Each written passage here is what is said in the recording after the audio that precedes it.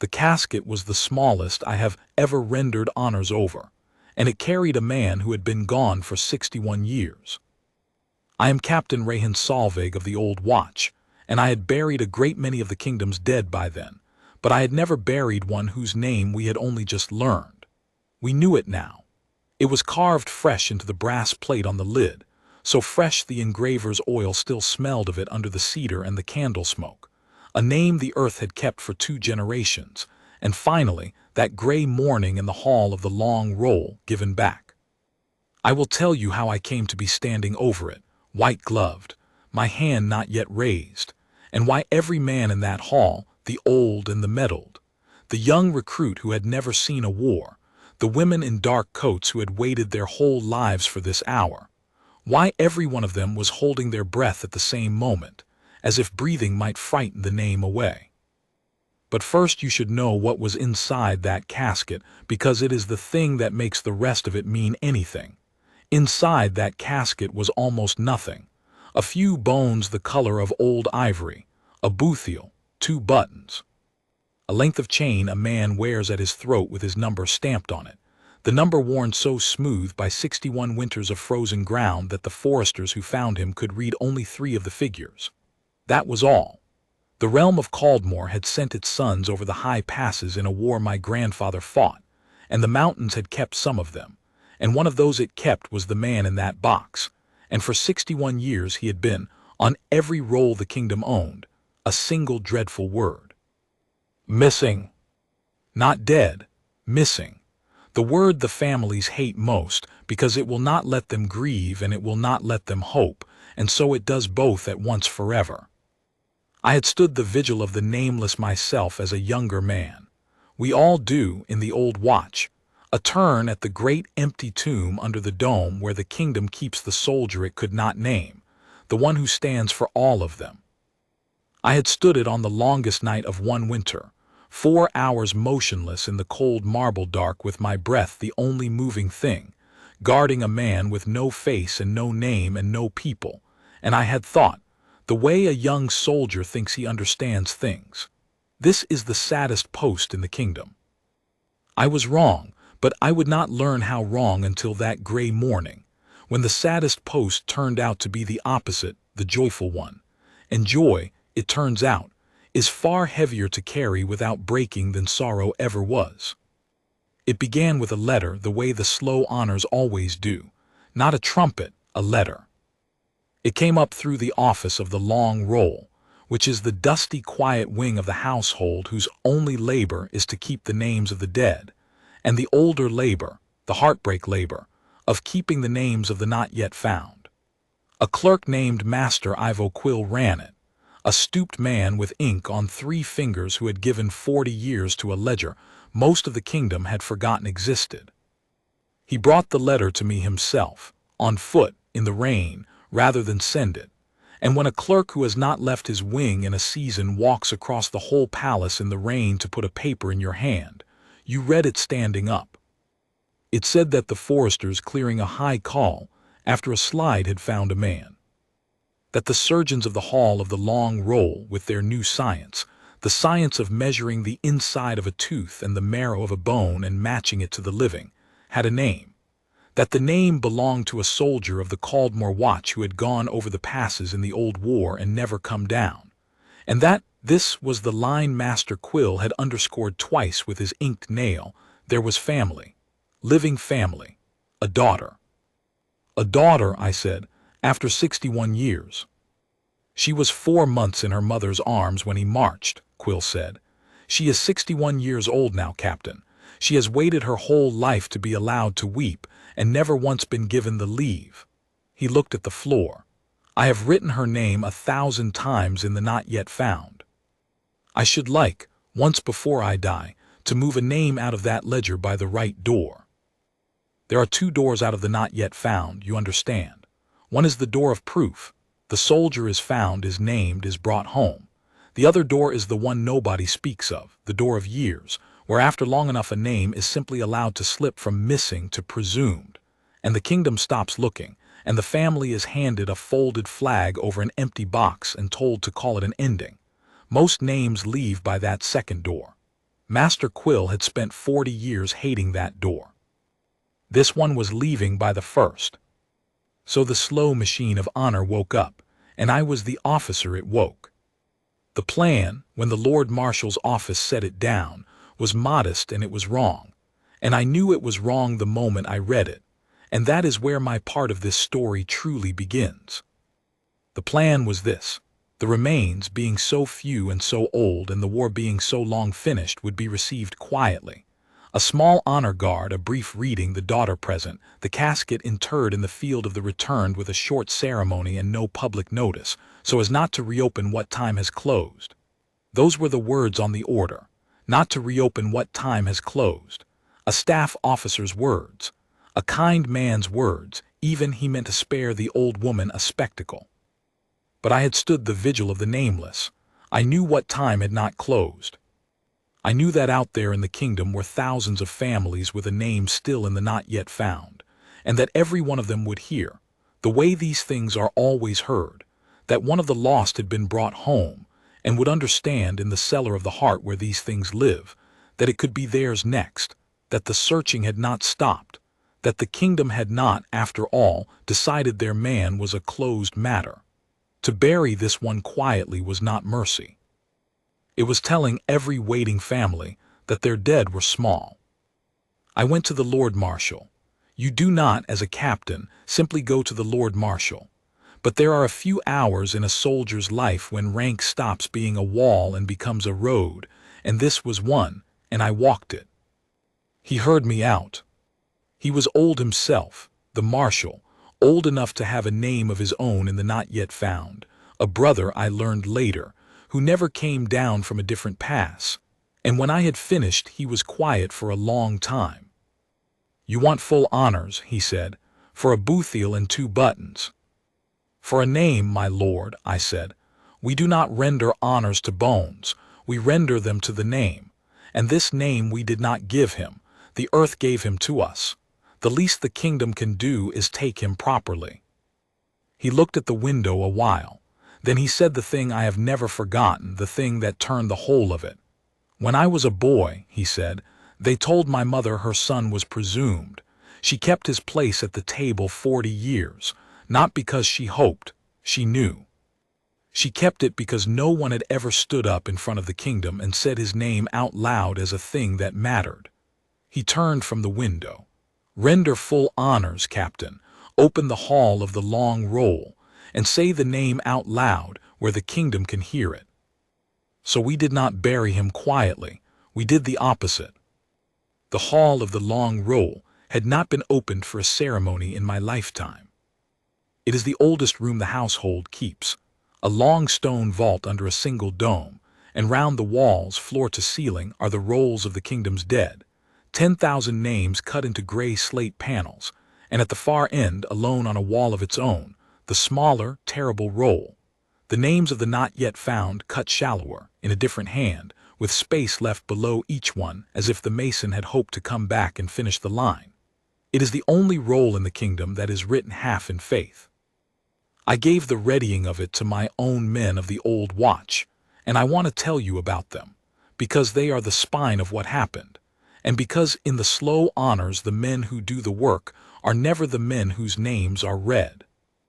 There was Sergeant Halloran, 30 years in the bearskin, a man so steady you could set a level on his shoulder, who took it upon himself to clean the slate of the not yet found by hand, every name, with a soft cloth and a little oil, on his own knees over 2 evenings. So the man can see his own name is kept tidy, he said, which is the kind of thing soldiers say to keep from saying the other thing. There was a recruit, Cadet Wennick, 18 years old, who had never stood an honor in his life and who I very nearly left off the detail because the slow honors will break a boy who is not ready. I kept him on. I will tell you later why I was glad I did and afraid I had been right. And there was the casket itself, which had to be built, because you do not lay a kingdom's son in a crate. The household joiners built it small and built it cedar and lined it, and when Sergeant Halloran saw how few were the things that would go inside it, he did a thing the order did not call for. He went to the office of the long roll and he had Master Quill copy out, on a single sheet of the good vellum, everything the kingdom knew of the man, his enlistment, his county, the names of the men he had served beside, the date he went up the pass, and he folded it and laid it in the casket beside the buttons. "So he doesn't travel light," he said, and turned away before I could see his face. A man should not go to his grave reduced to a boothiel and 2 buttons. Halloran would not allow it. He gave him a history to carry. Now I had a hall and a casket and a guard. What I did not have, and dreaded having, was the family. The daughter's name was Mistress Avis Trell, and she lived a day's ride out, in a grey weaving town, and I went to her myself rather than send a letter, because a letter had taken her father from her, and I would not give her father back to her by letter. She was a small, upright woman with a weaver's hands and her father's chin. I knew the chin at once, because the long roll keeps a likeness with each name, a little sketch, and I had studied his, a boy of 20 in a stiff collar, and here was that same square chin 61 years on a woman who had never seen the face it came from move. She did not weep when I told her. She had done her weeping, I think, 1,000 times in advance, the way you do for a thing that is always almost true. She sat very straight and she said, "Are you certain? Be certain. I have been almost told before." "I am certain, mistress," I said. "The science is certain. He is your father. We are bringing him home." And then she said the thing that I carried into that hall, the thing that made me understand that the order to not reopen what time has closed was the cruelest mercy ever written. She said, "I never had anywhere to put my grief.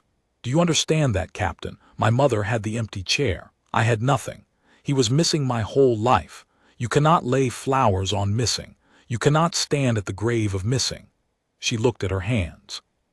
"I am 61 years old, and I have never once been allowed to be a girl whose father died. I was only ever a girl whose father did not come home, which is a different thing, and a smaller thing, and a colder one. On the morning of the ceremony," I said, "you will be the first. You will be a daughter at her father's homecoming. The whole kingdom will know it. We will say his name out loud." "Say it now," she said. "I want to hear a soldier say it as if it weighs something." So I stood in a weaving town parlor and I said her father's name, his rank and his name, the full weight of it, the way I would say it 3 days later over the casket, and the small upright woman put one weaver's hand flat against her own breastbone, as if to hold something in, and she said, "Yes. That is the word I have been waiting 61 years to be allowed to cry over." And still she did not cry. She was saving it. I understood that too. The morning came gray, as the best mornings for this work do, not the bright cruel sun that mocks a sorrow, but a soft pewter light that lets a thing be felt. We opened the hall of the long roll at first light. I had not told the Lord Marshal's office how I meant to fill it, and that was a small mutiny, and I would have answered for it if it had gone wrong. The order had said, "No public notice." I had obeyed the letter of it and broken its spine. There was no public notice. There were instead invitations, quiet, hand-carried by my own men, to a particular list of people, and the list was this: every family on the not-yet-found roll whose address the kingdom still held. The waiting ones, the keepers of empty chairs. I did not promise them their own dead. I would not be that cruel. The card said only, "A soldier of the lost has been found and named and will be brought home with full honors. You who also wait are asked to come and stand with him and with the daughter who waited longest. Come and see that the kingdom has not stopped looking." I did not know if any would come. It is a long way to grieve for another woman's father. They filled the hall. They filled it, and then they filled the steps outside it, and then they filled the court beyond the steps, in their dark coats, in the pewter light, the old and the very old and the children of the old, hundreds of them, 1,000 more, every one of them carrying a name of their own still uncut on the bottom of the wall. They had not come for a stranger. They had come because for the length of one morning, in one hall, the kingdom was going to treat a missing soldier as a man worth the whole of its honor. And every one of them needed, more than they needed bread, to see that done once, so they could believe it might be done for theirs.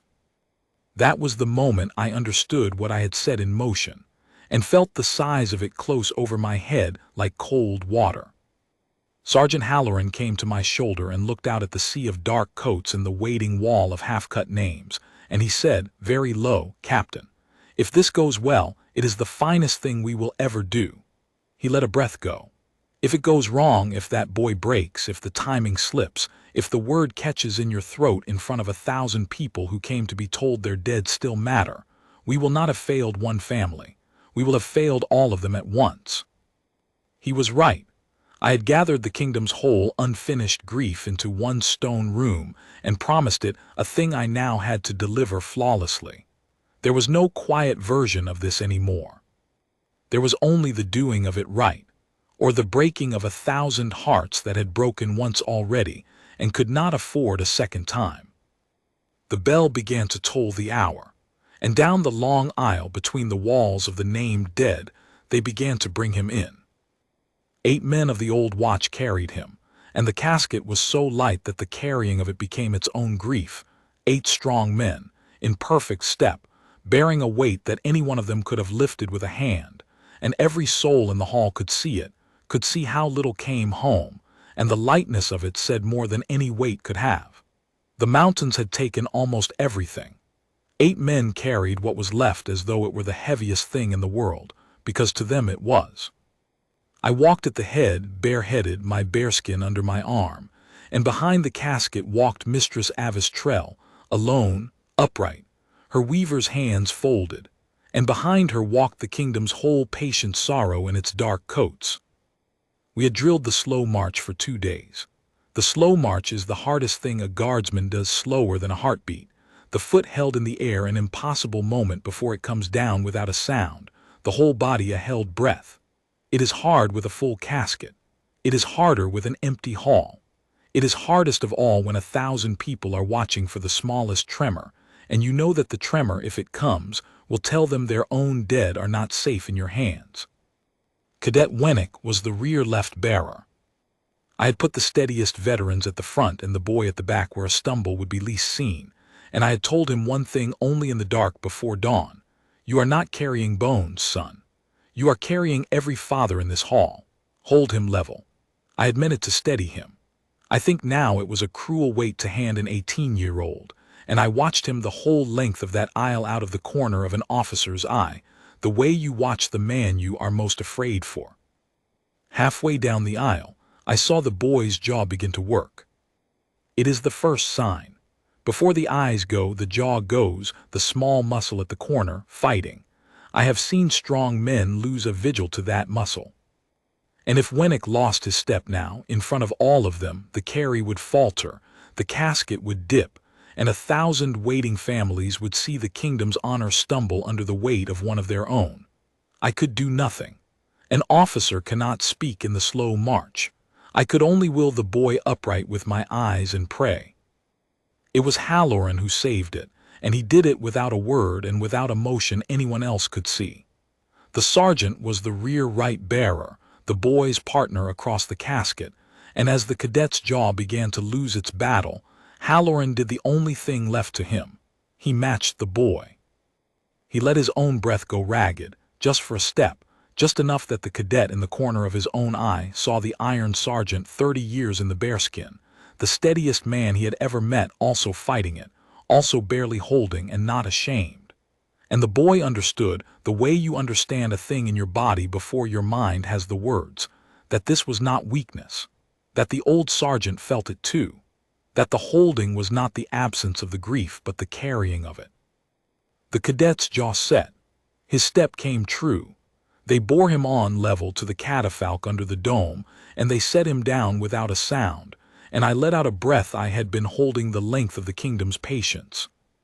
The casket rested now beneath the dome, on the black-draped catafalque, between the walls of the named and the wall of the not yet found. And the order of the ceremony, which I had written myself in the small hours, called for 3 things in this order: the reading, the striking, and the honors.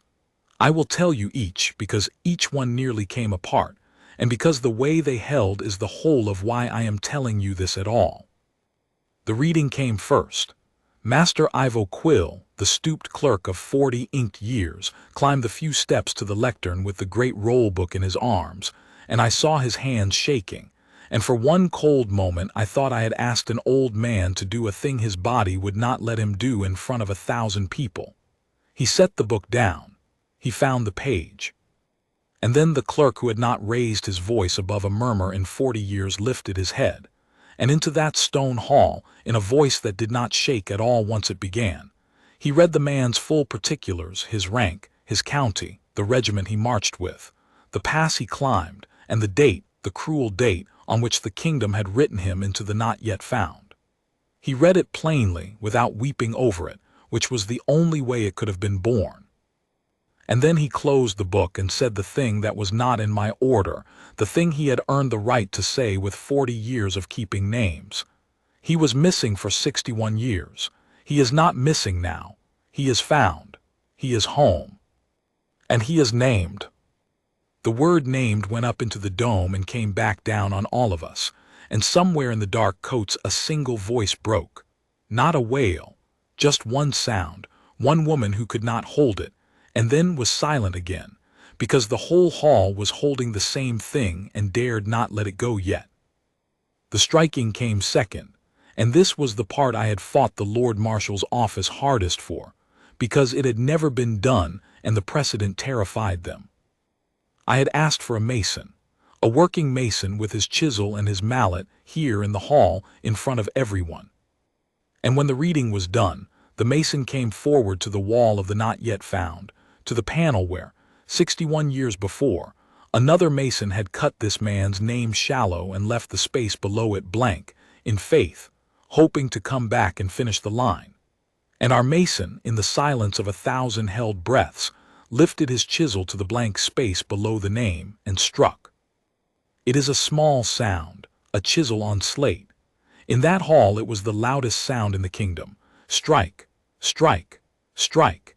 He was cutting the line the first mason had left unfinished, cutting, below the name, the word that moves a soldier out of the not yet found forever, the word the kingdom only earns the right to cut when the man is truly home. He cut returned. And then beneath it the date, not the date the man was lost, but the date he came home. The mason struck the last figure and stepped back and lowered his tools, and on the wall of the lost there was now one name that was no longer waiting. One line finished at last, one space filled, and every family in that hall looked at that single completed line on the wall of the unfinished, and understood, without being told, in the cellar of the heart, that a blank space below a name is not an ending. That a mason can be called back, that the line can be cut, that theirs too was only unfinished, not closed. That was when the dark coats began very quietly to weep, not in grief, in the other thing. In the thing that has no good name in our language, the thing that is half sorrow and half a door opening that you had stopped believing was a door. And there remained only the honors, the last of the three, mine to render. I stepped to the foot of the casket and I faced it, and I drew on my white gloves, and I felt the whole weight of the hall and the steps and the court beyond settle onto my shoulders, 1,000 waiting griefs balanced on one captain's salute. The order called for me to render the full honors of the kingdom, the slow salute, held, that we give only to those who gave the kingdom everything. I raised my hand to begin. And that is when I saw the daughter rise from her place and walk, alone, into the open space before the casket, where no one was permitted, where the order placed no one, where 1,000 pairs of eyes now fixed on a small, upright woman with weaver's hands who had not been told she could do this, because no one had imagined she would. She walked to the foot of her father's casket, and she stopped, and she looked at me, the captain with his hand half raised, and the whole kingdom's grief held its breath for the second time that morning, because no one, not I, not the marshal, not the order written in the small hours, knew what came next. I lowered my hand. I want to be honest about that because it is the hinge of everything, and because a younger officer would have done the opposite. A younger officer would have completed the salute, would have held the protocol, finished the rendered honors, and gently, afterward, had the daughter return to her place. The protocol existed precisely for moments like this, when feeling threatens the order of a thing. The whole of my training, the whole of the old watch's iron said, hold the line, complete the honor, do not let the ceremony bend.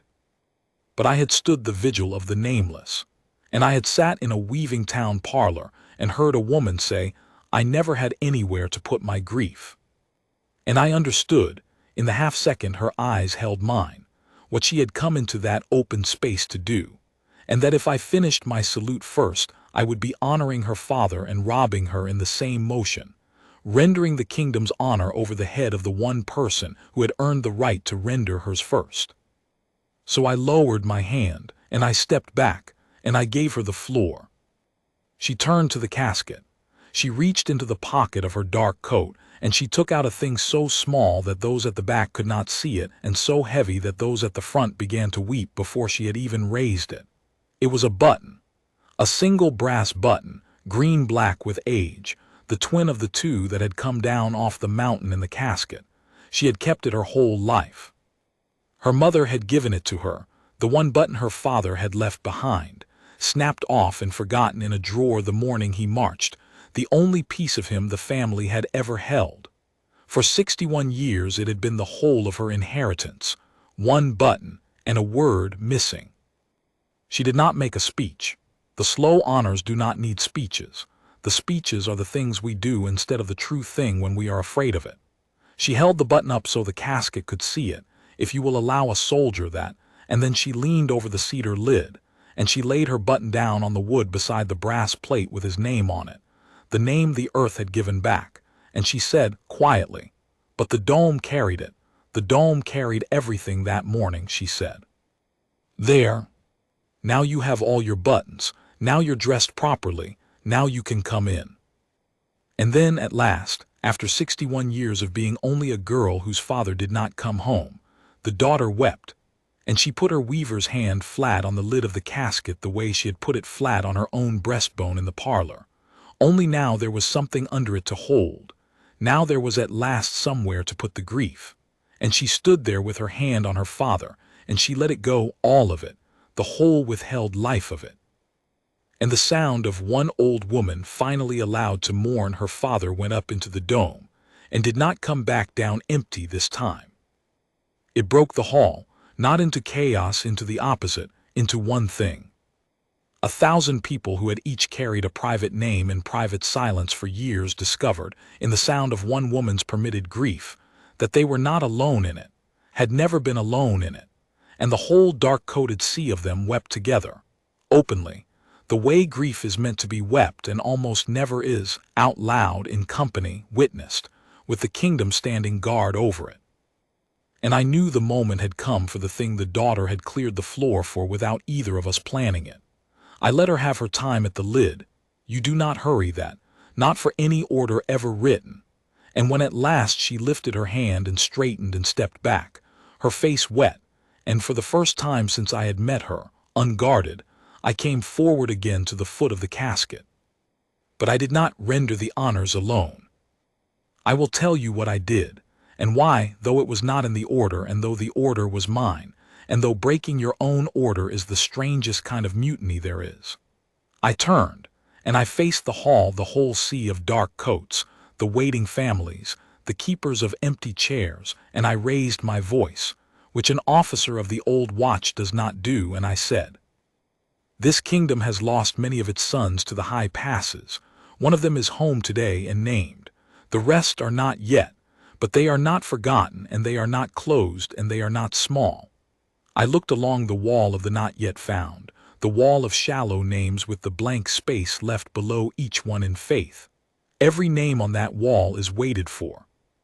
Every blank line below a name is a line we have not finished, not a line we have given up.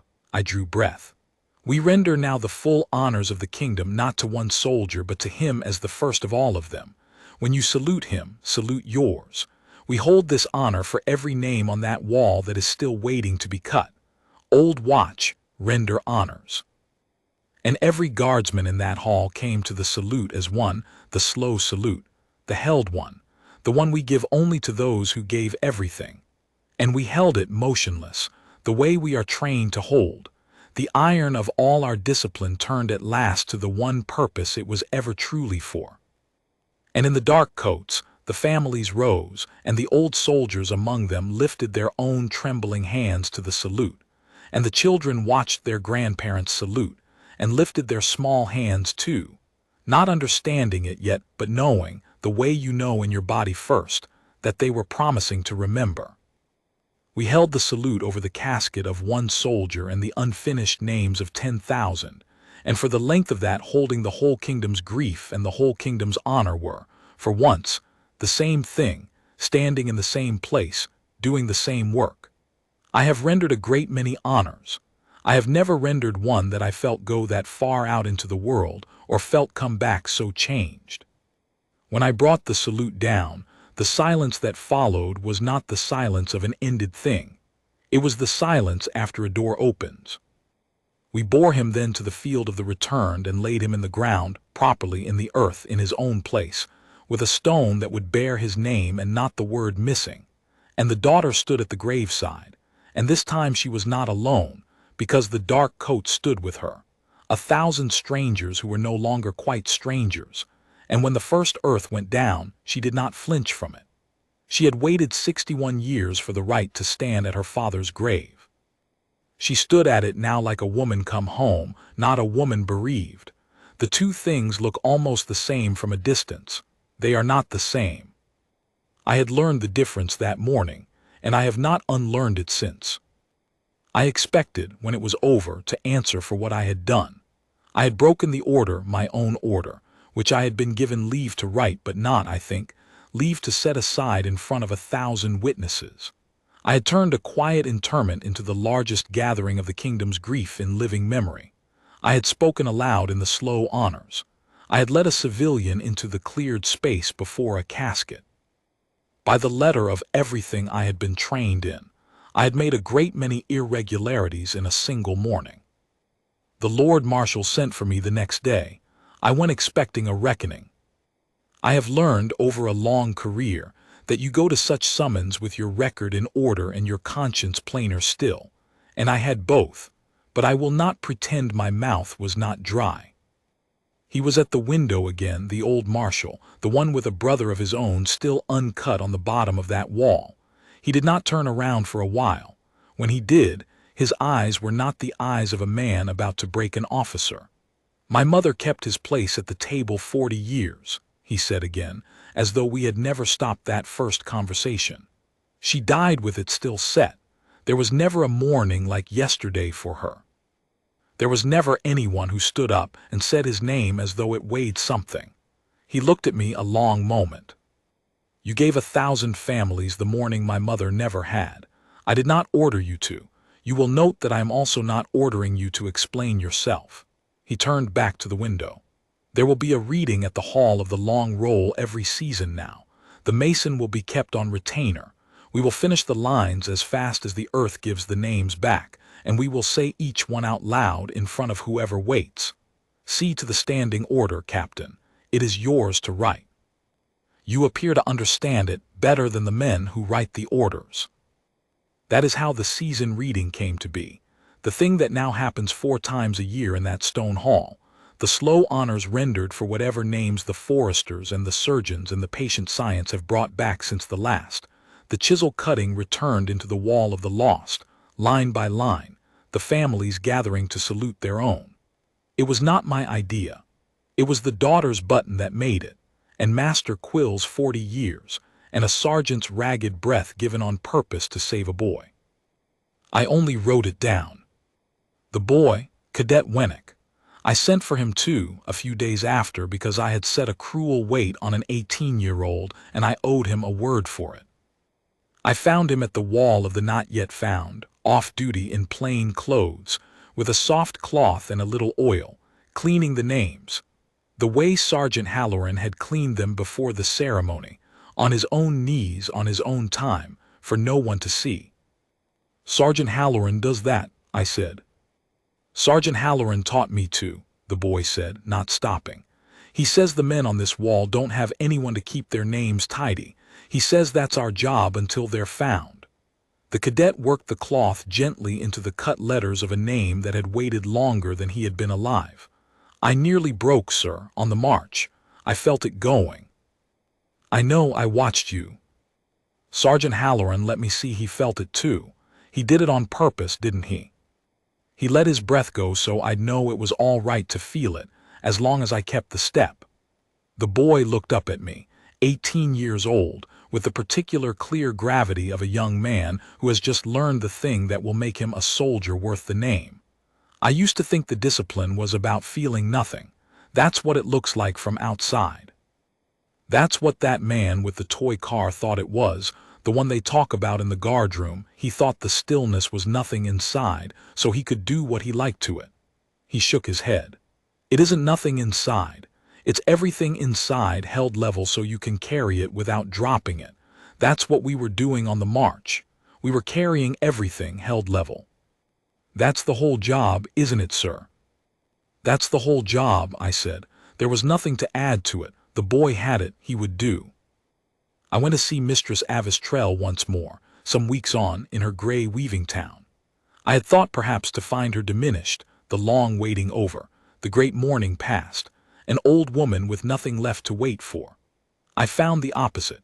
She was at her loom, and there was a lightness in the small, upright frame of her that had not been there before, the lightness of a person who has finally set down a thing they had carried so long they had forgotten it was not part of their own body. I sleep now, she said, before I had asked anything. 61 years I did not sleep right. There was always a part of me listening for a step on the road that was never going to come, because I would not let it be over, because no one had ever let it be over. She drew the shuttle through. You let it be over, Captain. You and your men and that wall and that little chisel. You gave me an over. Do you know what a gift that is to a person who has only ever had a missing? I think I am beginning to, I said. She finished the row and tied it off and looked at me. I keep the button still, she said. I left it with him in the ground where it belongs, but I keep the having had it. I had the only piece of him for 61 years, and now he has it back and he's properly dressed and he came in. Her eyes were bright and they were not sad. My father came home.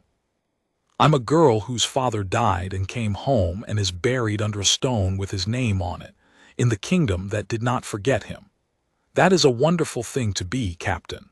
You have no idea what a wonderful thing that is to be, after a lifetime of being the other thing. I think of her often. I think of her most when I stand the season reading, 4 times a year now, and watch the mason lift his chisel to the wall of the lost and cut returned below one more name, and watch one more family discover that a blank space is not an ending, and hear Master Quill, older now, slower but unbroken, read one more name aloud as a thing that weighs something. The wall of the not yet found grows shorter, name by name, season by season. It will not empty in my lifetime. The mountains keep their dead a long time, but it grows shorter, and every line we finish is a promise kept to the one still unfinished, and the families know it now, and they sleep better for the knowing, the way the daughter sleeps. People ask me sometimes, the younger officers, what the finest honor is that a guard can render. They expect me to name a coronation, a state arrival, some great glittering ceremony of the living kingdom. I tell them about the smallest casket I ever stood over, and the bouthiel and the 2 buttons, and the 3rd button an old woman kept in a drawer for 61 years, and the chisel cutting one word into a wall of waiting names. The finest honor a guard can render is not to the powerful, who have everything, and need nothing from us but the show of it. It is to a name the earth finally gives back, and through that one name to all the names still in the dark, so that the families who wait may believe, on the strength of one morning's discipline held level, that the kingdom has not stopped looking and never will. We do not render honors to bones, we render them to the name, and a name, once said out loud where it weighs something, is never missing again.